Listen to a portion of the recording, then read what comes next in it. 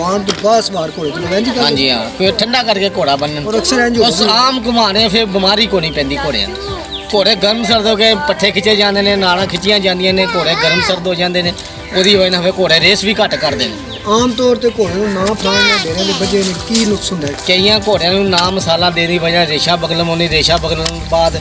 ਪੱਠੇ ਵੀ ਭਰਦੇ ਨੇ ਬਿਆਜ਼ੇ ਵੀ ਹੁੰਦੇ ਨੇ ਬਿਮਾਰੀਆਂ ਕਈ ਲੱਗਦੀਆਂ ਨੇ ਨਹੀਂ ਘੋੜੇ। ਜਿਹੜਾ ਅਸੀਂ ਘੋੜੇ ਨੂੰ ਵਾਮ ਆਪਣੀ ਡੇਰੇ ਤੇ ਵੱਜੇ ਨੇ ਘੋੜੇ ਵੱਜੇ ਹੀ ਰਹਿਣ ਨਾ ਜੀ। ਦੌੜਨ ਨਾ ਫਿਰਨ ਹਾਂਜੀ ਉਹਦੇ ਨਾਲ ਕੀ ਨੁਕਸਾਨ ਹੁੰਦਾ ਹੈ? ਉਹਨਾਂ ਦਾ ਨੁਕਸਾਨ ਜੇ ਉਹਨੂੰ ਮਿਰਚ ਮਸਾਲਾ ਲੱਭੇ ਤਾਂ ਕੁਝ ਵੀ ਨਹੀਂ ਹੁੰਦਾ ਜੇ ਉਹਨੂੰ ਮਿਰਚ ਮਸਾਲਾ ਨਹੀਂ ਲੱਭ ਰਿਹਾ ਉਹ ਬਾਤ 'ਚ ਆ ਗਿਆ ਬਾਤ 'ਚ ਆ ਕੇ ਉਹ ਭਾਰਾ ਹੋਇਆ ਉਹਨੂੰ ਫਿਰ ਰੇਸ਼ਾ ਬਗਲਮ ਸ਼ੁਰੂ ਹੋਣੀ ਹੋ ਜਾਂਦੀ ਮੈਂ ਤੁਹਾਨੂੰ ਪੁੱਛ ਰਿਹਾ ਕਿ ਘੋੜਾ ਵੱਜਿਆ ਡੇਰੇ ਤੇ ਰੱਖਿਆ ਸ਼ੌਕ ਨੂੰ ਮੈਂ ਰੱਖਿਆ ਜੀ ਮੈਂ ਪੂਰਾ ਸੀਜ਼ਨ ਲੰਘ ਗਿਆ ਨਿਜ਼ਾਬਾਦੀ ਨਹੀਂ ਪਿਉਂਦੀ ਹਾਂ ਤੇ ਉਹਦੇ ਨਾਲ ਘੋੜੇ ਦਾ ਕੋਈ ਨੁਕਸਾਨ ਹੈ? ਨਹੀਂ ਉਹ ਜੇ ਘਰ ਖਲੋਤਾ ਨੇ ਆਰਾਮ ਨਾਲ ਤਾਂ ਕੋਈ ਨਹੀਂ ਜੇ ਉਹਨੂੰ ਯਕਦਮ ਕਰਕੇ ਉਹਨੂੰ ਕੰਮ ਦਿਓਗੇ ਫਿਰ ਨੁਕਸਾਨ ਖਾਓਗੇ ਮਿਰਚ ਮਸਾਲਾ ਦੇ ਉਹਨੂੰ ਉਹਦੀ ਕੋਈ ਖੁਰਾਕ ਦਾ ਖਿਆਲ ਰੱਖਣਾ ਹਾਂ ਚਾਹੀਦਾ ਉਹਦੀ ਖੁਰਾਕ ਦਾ ਉਹਦੀ ਦੇਖ